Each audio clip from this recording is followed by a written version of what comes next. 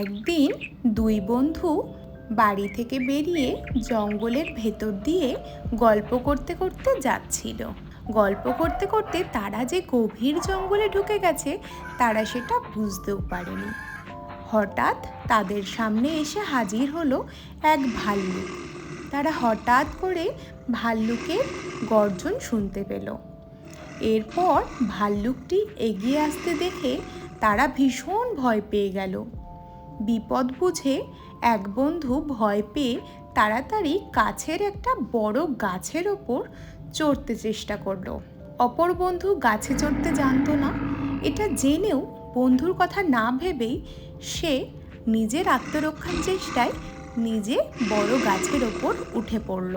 এবার অপর বন্ধু গাছে উঠতে জানতো না, তাই সে বুদ্ধি খাটিয়ে মাটির ওপরেই মরার মতো পড়ে রইল, কারণ সে জানতো ভাল্লুক মরা মানুষ ছোঁয় না।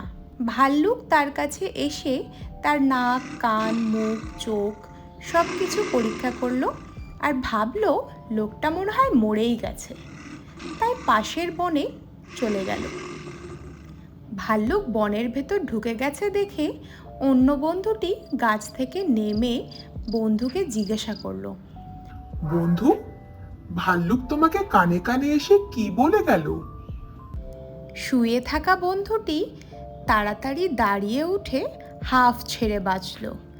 এদিক ওদিক একবার ভালো করে দেখে নিয়ে গভীর গলায় বলল, ভাল্লুক আমায় বলে গেল যে বন্ধু বিপদের সময়ে বন্ধুকে বিপদে ফেলে রেখে পালায় তার সঙ্গে কখনো বন্ধুত্ব করতে নেই।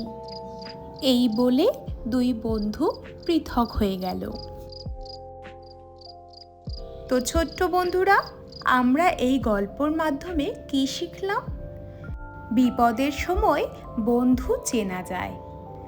আজকের শিক্ষামূলক গল্পটি এখানেই সমাপ্ত হলো। পরবর্তী শিক্ষণীয় গল্প শোনার জন্য অবশ্যই চ্যানেলটিকে সাবস্ক্রাইব করে রেখো। টাটা।